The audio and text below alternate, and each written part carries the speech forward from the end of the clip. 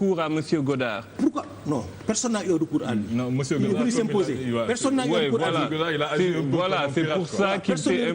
Non, je veux dire que s'il n'y avait pas d'échéance par rapport à l'emprunt obligataire, on n'aurait pas eu besoin de la lettre de crédit de M. Godard. On n'en avait pas besoin. On n'en avait pas besoin. Ils sont venus nous l'imposer. Nous, on aurait payé l'échéance avec nos recettes de phosphate. Nous continuons à produire. Les ICS n'étaient pas arrêtés en 2004. Les ICS fonctionnaient encore en 2004-2005. Lorsque Godard venait, on fonctionnait encore. Les salaires étaient payés. On vendait des engrais. On exportait de l'acide sur l'Inde. On avait des problèmes de trésorerie. Les problèmes de trésorerie, il faut partir de plus loin, il faut partir de plus doublement. M. Djibril Ngom n'est pas venu ex nihilo comme ça faire un emprunt obligataire. Pourquoi il a fait un emprunt obligataire? Parce qu'on avait besoin de liquide. Pourquoi on avait besoin de liquide? Parce que toute notre trésorerie a été utilisée pour le doublement. Jusqu'en 2004, on était dans le, comme vous l'avez dit tout à l'heure, dans un fonctionnement normal d'une grande entreprise mondiale. Mais une entreprise qui a des difficultés de trésorerie, mais ça c'est normal. Mais comment ça se fait alors que le nouveau régime ne parle pas de ce problème? Est-ce que ce n'est pas lié au fait que M. Ousmane Ndiaye, qui était un protégé de... le protégé de M. Macky Sall, qui était Premier ministre? Vous allez revenir sur ça, juste en répondant à la question de Kémy, parce qu'on est vraiment pris par le temps. C'est un sujet qui est extrêmement intéressant, c'est pour ça peut-être qu'on met beaucoup de temps C'est le but de mon livre. à en parler. Monsieur Aziz Ndiaye, bonsoir. Bonsoir. C'est un plaisir, grand frère, de vous voir, d'autant plus que votre livre, que j'ai dévoré à titre personnel en une journée, même moins que ça en réalité, est un condensé, si on doit faire une remarque dans la forme déjà, est un condensé de plusieurs leçons que vous nous faites, leçons d'entrepreneuriat, leçons de détournement d'entreprise. Vous avez donné le mode d'emploi quelque part. Des petits rappels de chimie. J'avais oublié que O5, excusez-moi, c'était l'acide phosphorique. Alioune était au courant de ça, mais lui, c'est son domaine. Moi, ça fait longtemps que j'avais largué tout ce qui concerne ce sujet. Pas fait des séries scientifiques. Ah oui, mais c'était il y a très longtemps. Je suis un vieux maintenant. Et à côté de ça, si on doit être beaucoup plus sérieux maintenant dans la réflexion, au-delà des différents cours que vous nous avez donnés de manière synthétique dans cet ouvrage, vous nous poussez à une problématique qui, en ce qui me concerne, nous lie à la réalité du présent quand on voit qu'il y a peu de temps de cela, l'ancien président Abdoulaye Wade est rentré. Vous nous posez une question sur la logique de la moralité de la classe politique sénégalaise, et plus précisément d'un homme et d'un clan, sans être dans les attaques ad hominem. Je ne vais pas parler d'Abdoulaye Wade pour essayer de le salir ou au contraire de l'élever, mais simplement de s'interroger sur les réflexions, les grands discours, les grandes pensées d'un homme qui, à un certain temps, a été considéré comme le rénovateur d'un pays, qui avait un discours politique plein de moralité, plein de démarches de dépassement, de transcendance, et qui, en réalité, on a la sensation, lorsqu'on lit votre ouvrage, a véritablement décomposé le tissu social, socio-économique de notre pays, en bradant ce qui était censé être le moteur de l'économie ici. Et moi, je vous pose la question parce que c'est une histoire que vous nous racontez. Et comme dans toute histoire... Un témoignage. Voilà, c'est un témoignage. Voilà, j'entends votre précision, vous nous parlez de témoignage, mais moi, en tant que lecteur, étant donné que, même si vous êtes un papa pour moi, un aîné, un grand frère que je respecte, vous n'êtes pas un prophète, donc je ne me dis pas « Ah, monsieur Aziz Ndiaye m'a dit les choses, c'est vrai, gloire à Dieu !» Non, je ne vais pas faire ça comme ça. Mon livre, c'est pas le Coran. Voilà, exactement. Mais voilà. Et donc, par conséquent, je me dis, si l'histoire que vous nous racontez est véridique à 750%, on en a parlé dans le fond depuis tout à l'heure, c'est pour ça que j'essaye de parler un petit peu de la surface. Qu'est-ce qu'il y a? Est-ce qu'il y a, j'ai envie de dire, une solution pour l'avenir de notre population, de la classe politique africaine, quand on sait que même les plus prometteurs, même ceux qui ont été les plus grands opposants, même ceux qui ont été les plus grands défenseurs de la démocratie à un certain temps, nous ont conduits dans le gouffre économique? Comment peut-on croire en la politique quand on voit le milieu affairiste, cette mafia qui s'est engouffré dans cette démarche économique et qui nous parle par la suite de justice sociale, qui nous parle d'égalité, qui nous parle de progression économique, qui se présentait Parce que quand on entendait le maître Abdoulaye Wade, il se présentait comme, même sans être méchant vis-à-vis de lui, mais comme un génie de l'économie quelque part. Comment peut-on, vous me dites si je me trompe, hein, mais comment peut-on se présenter de cette façon et couler autant l'économie de notre population? Quel est votre regard et votre explication dessus? Comment vous analysez ça? Voilà. Merci de m'avoir écouté. Ouais, non, il n'y a pas de souci.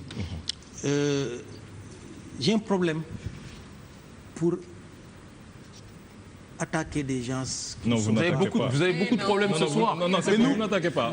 Moi, je rappelle aux téléspectateurs que la plupart des articles que vous avez repris dans ce livre, l'essentiel, ont été écrits au temps où ces gens dont on parle étaient au pouvoir et au fait de leur gloire. Je veux dire que c'est entre 2004-2006 jusqu'à 2007 que vous avez eu à écrire ces livres. Et puis le but n'est pas d'attaquer que le président Wade, puisque Macky Sall aujourd'hui est président, Macky Sall a participé. Très bien. Ce qui m'intéresse aujourd'hui, franchement, c'est le régime même actuel.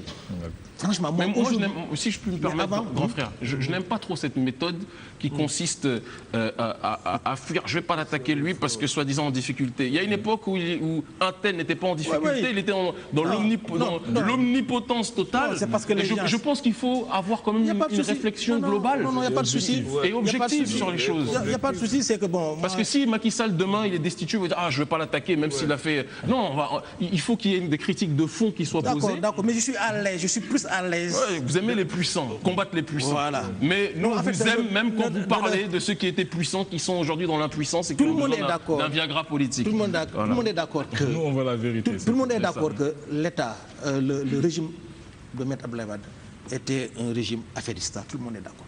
C'est clair. Ça, c'est clair, net et précis. Ça, c'est une chose. Mais maintenant, oui, peut-être que je n'ai pas compris votre question. Non, vous avez très bien compris ma question, mais qu'on parle du fait qu'il soit affairé, c'est un élément factuel. On peut être un bon affairiste.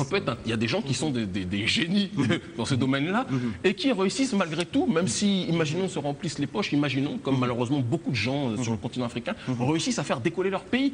Mais il se trouve que ce pays s'est effondré alors qu'il avait à sa tête des gens qui étaient censés être des génies dans ce domaine, en tout cas ils se présentaient comme tels. Oui, mais qu'on présentait comme les meilleurs d'entre nous, comme les meilleurs économistes. Non, mais c'est qu'il y a un soubassement. Si le soubassement n'est pas là, on a beau être le meilleur économiste, le meilleur financier, le soubassement, mais c'est le patriotisme. C'est le patriotisme. Vous pensez qu'il manquait de patriotisme? Absolument. Bien sûr. Et moi, c'est mon combat aujourd'hui, en fait. Et est-ce que ce manque de patriotisme n'est pas lié, quelque part, si on doit être dans le fond politique, n'est pas lié à cette adhésion à l'ultralibéralisme qui était la démarche, quelque part, d'Abdoulaye Wade? Est-ce qu'on peut être aujourd'hui dans une démarche patriotique réelle en adhérant à des lois du marché qui sont dictées par des gens qui refusent justement ce patriotisme? Moi, je suis un économiste, moi je suis pour le pragmatisme. Pour nos pays là, nos pays sous-développés là, libéralisme, socialisme, démocratie, je ne crois pas trop. Moi, c'est le pragmatisme.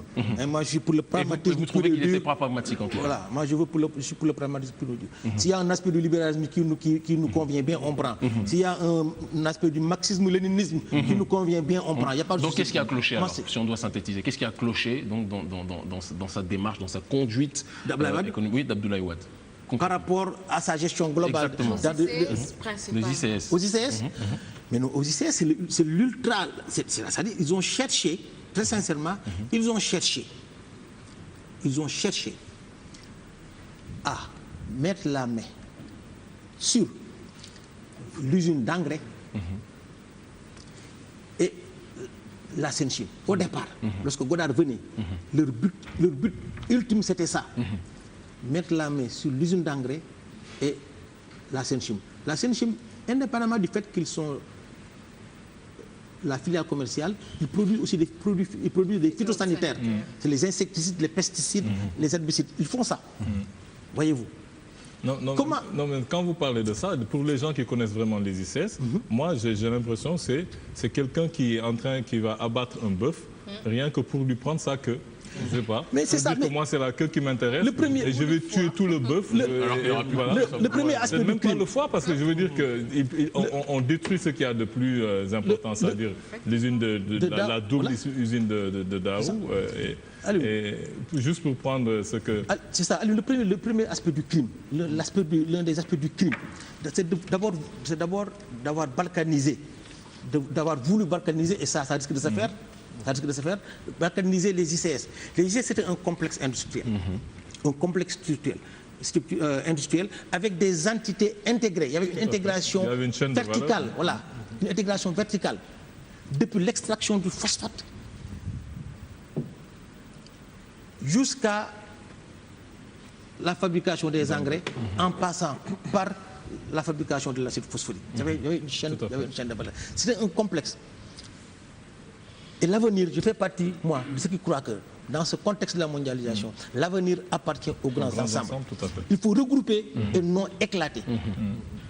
Je pense que... Voilà. Là, ça risque de se faire. C'est pour cela, moi, je crie. Mon livre là, il y a une certaine forme d'historique, mais en fait, j'ouvre dans la conclusion. Ah oui, je veux qu'on nationalise parfaitement. J'interpelle l'État. Peut-être c'est l'occasion aussi pour répondre à la question. Le but de mon livre, en fait, c'est pas de raconter que Jérôme Goda était passé par là, etc. Ok, ça, il fallait que les gens sachent. Parce que beaucoup de Sénégalais ont entendu peut-être parler de Jérôme Goda, mais beaucoup de Sénégalais n'ont pas compris ce qu'il a eu à faire. Si je suis revenu sur son histoire... Il est sorti de nulle part et il est retourné dans le nerf. Il est ami à coup sûr. Il est ami, ça, c'est net, clair, précis. Vous voulez interpeller l'État, mais le problème, c'est que l'État lui-même a les pieds et mains liés avec ça. Donc, quel est le sens? Non, j'y viens, parce que...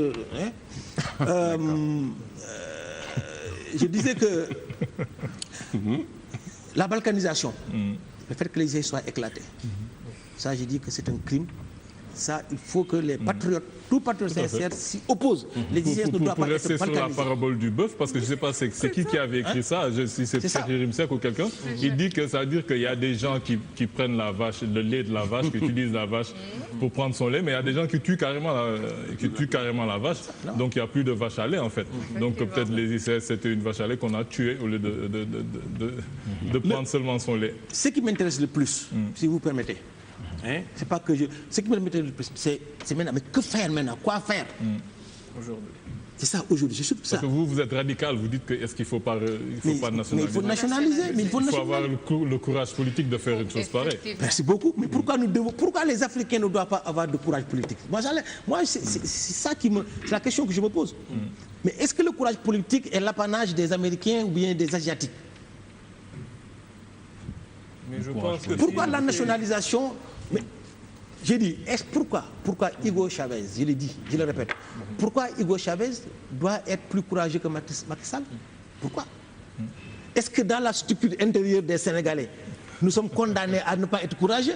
Non, je pense que déjà, si on enquête sur Sen Africa Limited, si on voit que c'est une nébuleuse, là, on pourra mettre la main dessus. Absolument. Ça, c'est pas un problème. Si l'État veut. Pourquoi, toutes choses égales par ailleurs, pourquoi Macky Sall ne jouerait pas le rôle que Gamal Abdel Nasser a joué lorsqu'il fallait nationaliser le canal de Suez? Toute proportion gardée. Toutes choses égales par ailleurs. Les économistes disent que c'est la clause que tu paribus. Bon, toutes choses égales par ailleurs.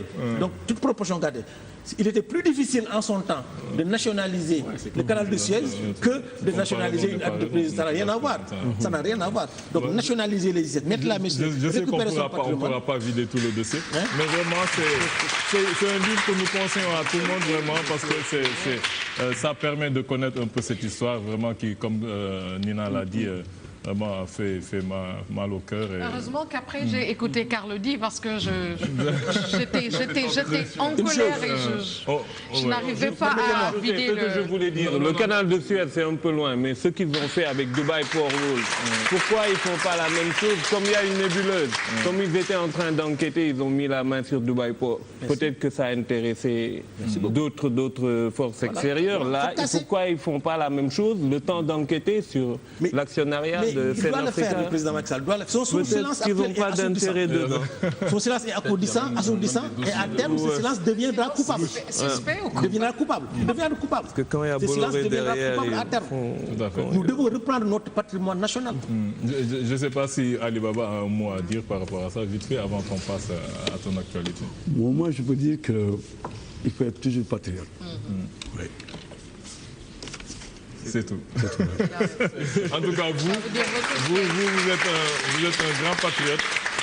Vous êtes un grand patriote parce qu'après 40 ans passés à l'étranger, donc dont plusieurs années aux États-Unis, vous êtes revenu depuis 4 ans. Oui. C'est vrai que tout le monde se rappelle que c'était l'appel du président Wade qui a dit aux gens de revenir.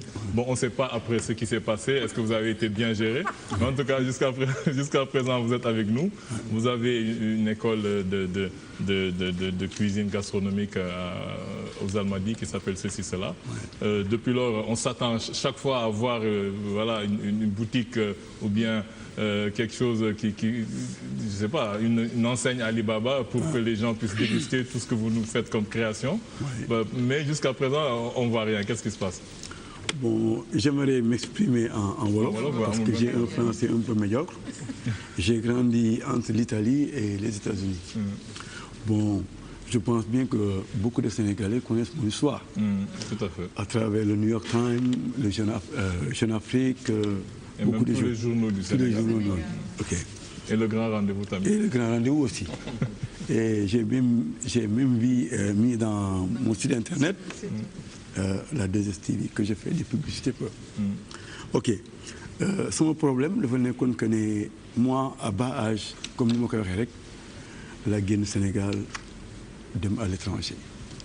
bi ma demee bon sama niveau d'étude bëriwuloon et que aw ma dara lu ma def aw ma métier et je me suis lancé comme mes amis à être dans la rue di jaay des masques des colliers am na ñu bëri ñoom may dégg def naa ko ñoom en Allemagne en France en Belgique ñu jógee fa dem États-Unis après la xalaat ne dans la vie il faut apprendre quelque chose ma dugg ci métier bi en tant que plongeur ma si dem ba yàlla def ma am benn tour boo xam ne àddina yëpp dañ koy dégg même tout dernièrement Bruxelles Airlines dafa ne ma publicité dans les avions léegi nag un jour en présence de Iba Der Thiam ma discuté avec Ablaye Wade à New York mu ne ma dama bëggoon na ñibbisi pour nga nekk un exemple pour la jeunesse sénégalaise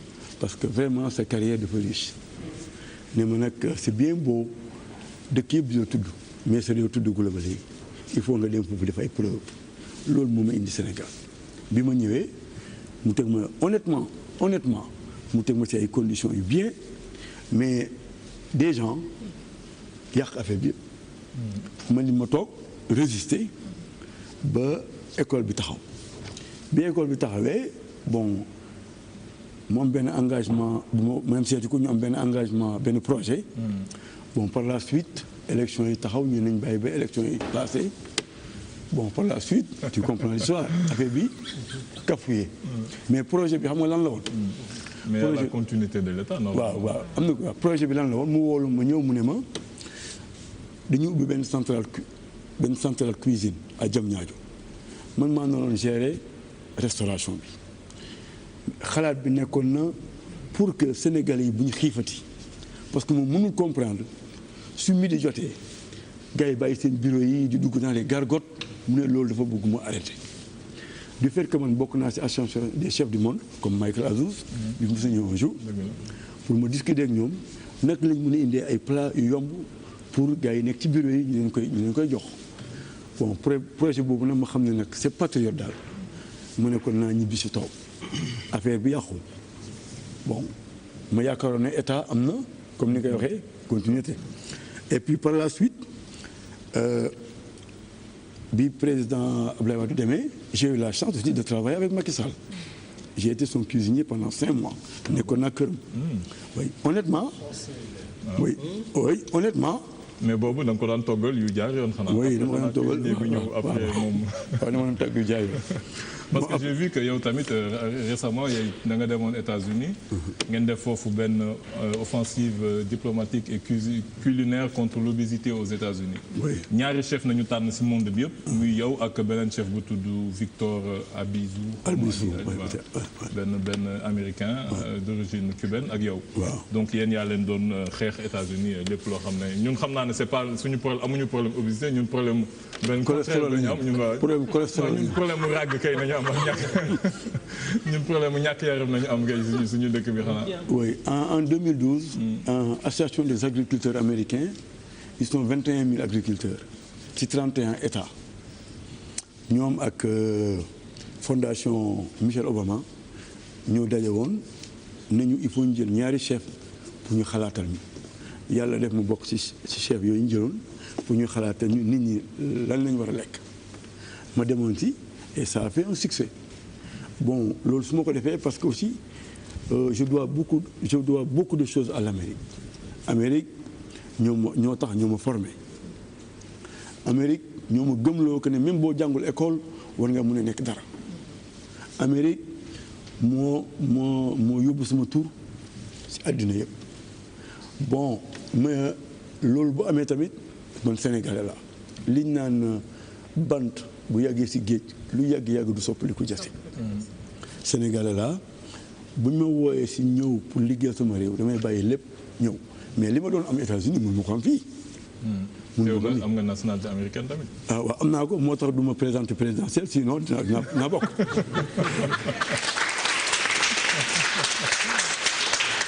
parce que lu tax mu wax la loolu bon ñun au Sénégal dañoo am habitude boo xam ne bëgguñu nga naan man. ñaan kii dafa rëy na nga moo tax Amérique dañ naan man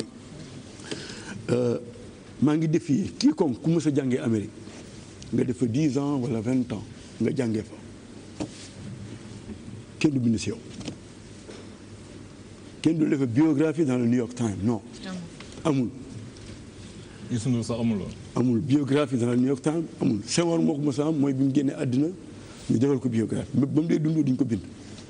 mais man sama ñaari loxo rek laa yore ak sama xam-xam du ma politique damay jëf nit ñi di gis bon loolu bu ma ko defee États-Unis def ko à maintes reprises bon média bi di bind bon mu nekk loo xam ne dafa rafet lool mais itam suma réew aussi dama see war a taxaw su ma demee ba di ànd ak 21 000 agriculteurs man am na benn position boo xam ne waxoon naa la ko sànq wala mën nañ ko lañ jox ci réew mi. déedéet kay ministre de l'agriculture. oui.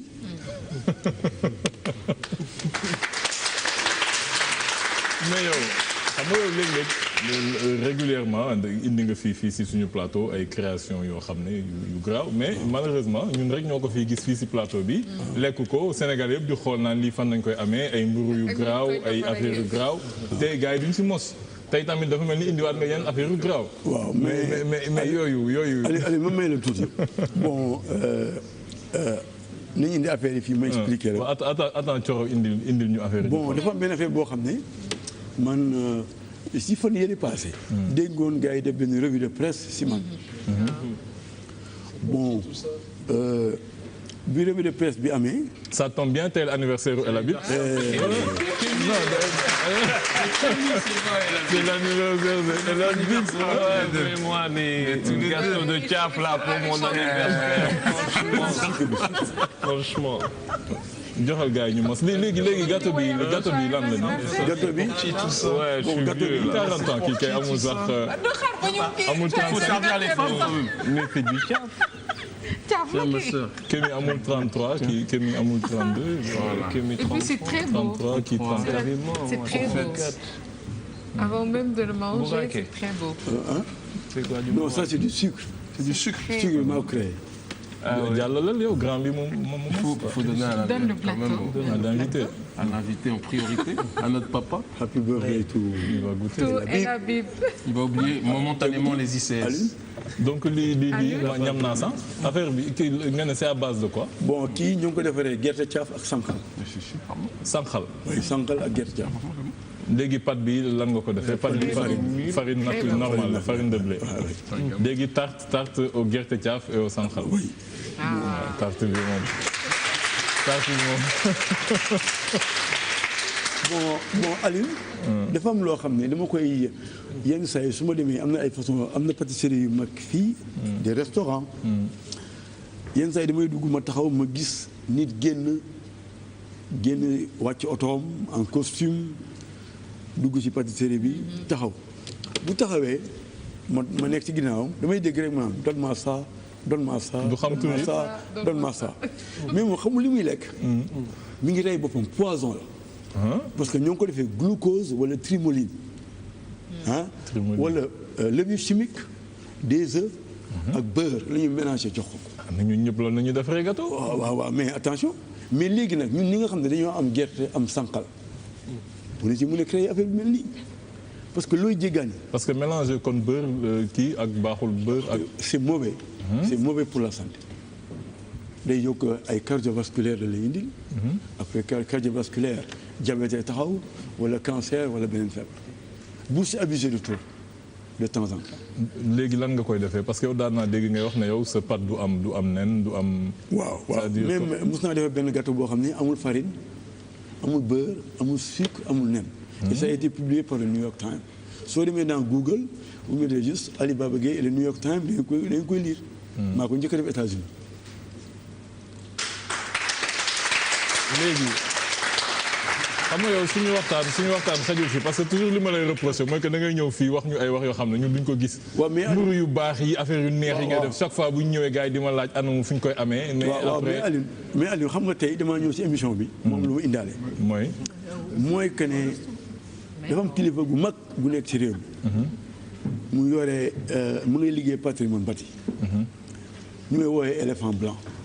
Éléphant blanc. Moi, je suis un éléphant noir. yow la éléphant blanc. Oui, moi, je suis un éléphant noir. I'm proud to be éléphant noir. man dama xam-xam dama ko jàng. te que ne ci la télévision laa nekk di wax bés bu ma Macky Sall wooyee Macky Sall. bés bu ma wooyee mu boole ma ñaari économiste mu toog ak ñoom 3 jours ma génne ko 500 000 emplois. dans ce pays. non mais Ali Baba xam nga yow vraiment. xam nga loolu non Ali Baba yow sànq wax nga ñu ne. Macky Sall bi mu faloo. jël na la cuisinier pendant 5 mois ngay gis ak moom di ko toggal mu wóolu la ngeen di jàkkaarloo nga koy servir. mais instant yooyu kay vous aviez le temps ngeen def seen. meeting. ngeen kii li ngeen war a def ngeen réunir. bon bi ma fa nekkee. bon temps boobu aw ma occasion. pour jàkkaarloo moom benn yoon laa ko mos a wax mu ne ma bind ko. et bind naa j'ai pas eu de réponse. waaye moom ci boppam nee na ma bind naa envoyé j'ai pas eu de réponse. léegi yow sucre bi nga ñu indil nii ban façon sucre la. bon kii sucre la sucre boo xam ne c'est du sucre roux bon kii moo y a moins de danger que le sucre blanc. sucre roux dañ koy jaay léeg-léeg c'est kii. waaw soo jëlee 2 cuillères. ci sucre blanc bii. bu doon nga jël moitié cuillère. oui c'est moins dangereux. sucre bi ban origine la yow. lan nga ko defar. samay secret la nag. yow yaa ko defar wala sucre bi ñuy jaay si. man maa ko defar bokkul ak sucre bi ñuy jaay si supermarché. man maa ko defar sama bopp boobu France lay jógee. bii maa ko defar Sénégal. made in Sénégal. mais da nga dem jël sucre jàmbur après nga defaraat ko wala. boobu secret la du ma ko kenn sama élèves yi xam nañu. mais par exemple boo ko doon jaay bu ñu bëggee am benn idée par exemple ñaata la war a mën a jar sucre bi. bon suñ ko doon jaay bon par exemple. kilo bi ñaata. kilo bi day revenir même kilo sucre blanc. mais bii. moins nga utiliser. bi moo gën a sax te est-ce que amul ay danger amul defoo si ay non xam nga tamit composition nañ la koy laaj par force parce que dina mën si defee aspartame def si affaire yi gars yi di bañ nañu xam ndax nañ si def édulcorant dafa saf non amul après ñun ñu am ay problème amul boo ko doon jaay moom par force composition moom nañ la koy laaj waaw mais bu ko régee ma def ko amul mais sucre bi dafa am odeur bu muy sentir boo xamante ne ba ma jox ko mu xool odeur c'est une bonne odeur ça sent un peu des épices mais je sais pas comme xawma lan la mais là, en tout cas xet bi muy kii neex na trop. c'est excellent. léegi pour jeexal première partie bi yow léegi ban message indi nga fi message yu bëri. mais looy jeexalee yow looy jeexalee. bon li may jeexalee mooy que ne bon ma bëgg daal ñu dimbale ma sama école bi mu continuer pas ñu tëj ko. non xalaatuñ ko tëj. parce que man j'ai pensé que àddina duñ tëj école. non tëjuñu ko pour le moment mais maa ngi dégg ay bruit comme quoi dañ koy tëj. mais loolu xanaa bu ko UNESCO déggoo sax dañ yuuxu. non loolu xel xalaatu on ne ferme pas une école dans un pays pauvre. dañ koy dooleel. mais kenn du tëj école.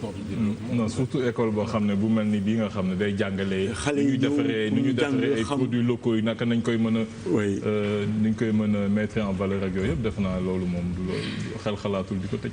waaw maa ngi ñaan appel daal ñu dimbali ma dooleel sama école bi pour que xale yi. man nag appel bi ma lay lancé mooy nga ñuy fexe am ay partenaires ba am benn enseigne au moins foo xam ne nit ñi nañ la fa mën a fekk. di lekk si gâteau gerte caaf yi. ak affaire yu baax yi gâteau naajo yi nga fi indiwoon ak affaire yooyu yu am solo yi. waaw incha allah kooku moom ñoo ngi koy xeex mais Alioune dina ñëw jërëjëf yàkkamti. incha allah parce que Alioune comme sëñ bi Guèye chef dafa am na déjà empreinte am na